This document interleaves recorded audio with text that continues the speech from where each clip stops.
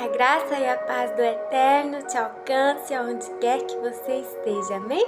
A palavra do Senhor para os nossos corações hoje é Gálatas capítulo 2, versículo 11 ao 14, que diz assim: Porém, quando Pedro veio para Antioquia da Síria, eu fiquei contra ele em público, porque ele estava completamente errado. De fato, antes de chegarem ali alguns homens mandados por Tiago, Pedro tomava refeições com os irmãos não-judeus. Mas depois que aqueles homens chegaram, ele não queria mais tomar refeições com os não-judeus, porque tinha medo dos que eram a favor de circuncidar os não-judeus. E também os outros irmãos judeus começaram a agir como hipócritas, do mesmo modo que Pedro, e até Barnabé se deixou levar pela hipocrisia deles. Quando vi que eles não estavam agindo direito, de acordo com a verdade do Evangelho, eu disse a Pedro na presença de todos: Você é judeu, mas não está agindo como judeu, e sim como não-judeu. Então, como é que você quer obrigar os não-judeus a viverem como judeus? Amém? Aqui o apóstolo Paulo conta um pequeno atrito que ele teve com o apóstolo Pedro, que caminhou com Jesus, que era um dos chegados de Jesus entre os 12, e eles têm ali uma pequena discussão, porque na época que Jesus foi ao céu, se acreditava nos judeus que tiveram um encontro com Jesus, os apóstolos, eles acreditavam que Jesus tinha vindo exclusivamente para o povo judeu, e não para os demais.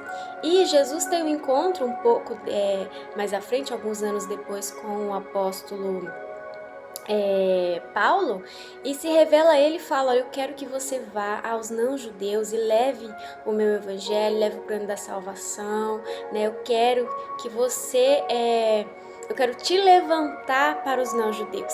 Então Jesus levantou Pedro para os judeus e Paulo para os não-judeus. E em nenhum momento Jesus disse que o plano de salvação era só para os judeus. Ele deixou claro, em algumas circunstâncias, que ele estenderia o plano de salvação para os não-judeus por conta dos judeus não terem aceitado ele, não terem reconhecido ele como o Messias. Amém? Então, nesse período que Paulo já está exercendo o chamado dele, por um bom tempo, quase todo o período, na verdade, sempre houve esse impasse. E aí, quando finalmente eles aceitaram, realmente Jesus quer salvar os não-judeus, eles começaram, uma parte deles começaram a falar assim: não, então se Deus quer estender esse plano de salvação para os não-judeus, tudo bem, mas esses não-judeus vai ter que agir como judeus, então eles vão ter que se fazerem a circuncisão, que era o ato ali, uma aliança que Deus estabeleceu lá no Antigo Testamento, então eles deveriam fazer essa aliança, esse ato, e seguir todas as leis, todos os usos, todos os costumes dos judeus, Mas aí o apóstolo Paulo alegava que não, falando negativo, Quando Jesus ele pagou alto preço lá na cruz por toda a humanidade, ele não pagou esse alto preço para que nós continuássemos subjugados à lei, porque a lei não foi suficiente, mas ele foi suficiente. Então, ele morreu por nós, ele pagou os nossos pecados e ele fez uma nova aliança ali. Então, agora a salvação seria para todo aquele que nele cresce e vivesse de acordo com o Filho da Luz, e não aquele que estava obedecendo às leis antigas, obedecendo regras. Não era mais por obedecer leis e regras, mas era por Jesus, por aceitar Jesus e tudo mais. Só que nesse momento em que o apóstolo Paulo conta dessa situação com o apóstolo Pedro ficou muito assim perdido, porque por um lado ele queria estar com os não-judeus e talvez ali ele nem se importasse mais com a questão de circuncisão ou não. Porém, tinha um grupo que estava com ele ali que não acreditava e queria a circuncisão. Então ele se viu numa situação em que ele tinha que fingir. Ora, ele estava do lado dos não-judeus, ora ele estava do lado dos judeus. Então o apóstolo Paulo chega e fala, olha, decide para que lado que você tá, porque você já sabe qual que é a intenção de Jesus, qual é o plano, qual que é a vontade, né? Você sabe que ele estendeu esse plano de salvação, você sabe que não é mais sobre a lei, mas sobre a graça de Deus, né? Que é Jesus.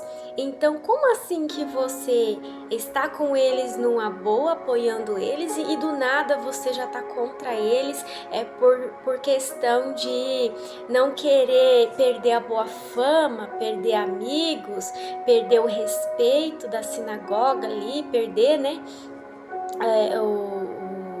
como que eu posso te explicar? Perder ali os direitos que ele tinha, a tranquilidade de repente que ele tinha em meio aos judeus mesmo, porque os judeus mesmo, eles eram bem radicais em relação à lei, né? O que era para seguir e ponto, né? E quem não era excluído da sinagoga, era excluído do meio, né? Era uma situação bem complicada, a religião era bem complicada mesmo nessa época, né? Não existia isso de você querer ou não, de você fazer pelas coxas, não existia, era muito sério mesmo a questão da religião, né? Ele chega e fala, né, pro apóstolo Pedro, olha, você tá errado, não é assim. Né? Dá a sua posição aí para que lado que você tá. Você quer agradar a homens ou você quer agradar a Deus que te chamou e revelou o plano de salvação dele, o que ele quer para os não-judeus e para os judeus, né? Então você tem que agradar a Deus. E aí o apóstolo Pedro reconhece a falha dele, né? E se alinha. Então o que o Senhor quer nos dizer é isso. A opinião dele é o que deve valer, né? Nessa situação, o apóstolo Pedro, ele se viu ali acuado pela opinião, preso ali à opinião de pessoas, sendo que o próprio Deus disse para ele o que ele queria, né? Qual era o verdadeiro plano dele. Amém? Nós devemos nos atentar a isso também, né? A vontade do Senhor deve prevalecer e nós não devemos nos deixar corromper com medo de perder pessoas, de ser mal falado, mal visto, de não se encaixar mais, de não ser chamado mais para as coisas, né? Porque pouco importa, nada importa. O importante é fazer aquilo que o Senhor mandou que nós fizéssemos. Amém? Que você receba essa mensagem no seu coração em nome de Jesus. O Eterno te ama.